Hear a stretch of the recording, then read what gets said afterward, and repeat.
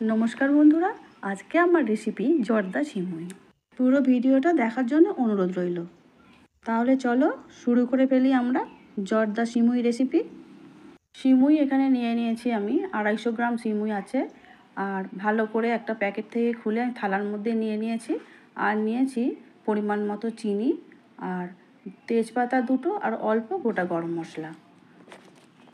সিমুইটা আমাদের খুব ভালো করে হাতের সাহায্যে এবার একটু ভেঙে নিতে হবে। দেখতে পাচ্ছ আমি হাত দিয়ে চেপে চেপে ভেঙে নিচ্ছি। এইভাবে পুরো সিমুইটা আমার ভাঙা হয়ে গেছে।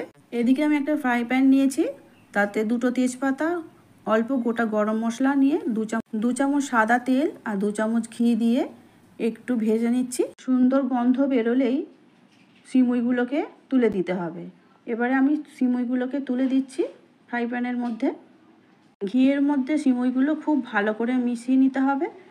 আমি এখানে দুটো খুন্তি দিয়ে খুব ভালো করে 2 হাত দিয়ে সিমুইগুলোকে নাড়াচাড়া করে নিচে সিমুই ওপরে আর ওপরে সিমুই নিচে এইভাবে নাড়িয়ে নাড়িয়ে সিমুইগুলো খুব ভালো করে ভেজে নিয়েছি। এবারে দিয়ে দিচ্ছি পরিমাণ মতো চিনি।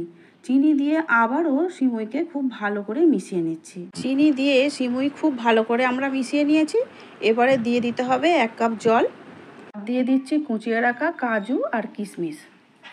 কাজু কিশমিশ দেওয়ার পরে খুব ভালো করে আবারও মিশিয়ে নিতে হবে সব কিছু একসঙ্গে। এবারে চাপা দিয়ে একদম লো হিটে রান্নাটা আমাদের করতে হবে।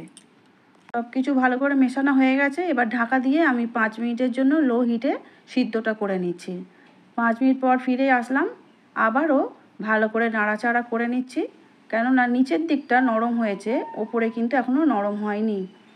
এরপরে 1 কাপ দুধ আমি দিয়ে দিলাম, দিয়ে খুব ভালো করে আবারও মিশিয়ে নিচ্ছি। এই অবস্থায় ঢাকা দিয়ে আবারও 5 মিনিট আমি লো হিটে সিদ্ধটা করে নেব। 5 মিনিট পর আমি ঢাকা খুলে আবারও একটু ভালো করে নাড়াচাড়া করে নিচ্ছি। আর কাঁটা চামচ দিয়ে আমি একটু ছাড়িয়ে নেব। একটু যে দলা দলা পাকিয়ে গেছে এটা সব খুলে নিচ্ছি কাঁটা চামচের সাহায্যে। সমস্ত কিছু আস্তে আস্তে এইভাবে খুলে নিলে একদম ঝরঝরে হয়ে যাবে। জর্দা সিমুই আমাদের একদম রেডি হয়ে গেছে, কিন্তু আমি 5 মিনিটের জন্য চাপা দিয়ে রেখে দিয়েছিলাম। 5 মিনিটের পর ফিরে এলাম। দেখো একদম ঝরঝরে তৈরি হয়ে গেছে। আমি একটা সার্ভিং প্লেটের মধ্যে তুলে নিচ্ছি।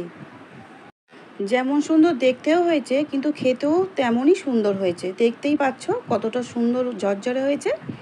আমি এবার একটু সাজিয়ে নিচ্ছি কাজু কিশমিশ নারকেলের টুকরো দিয়ে।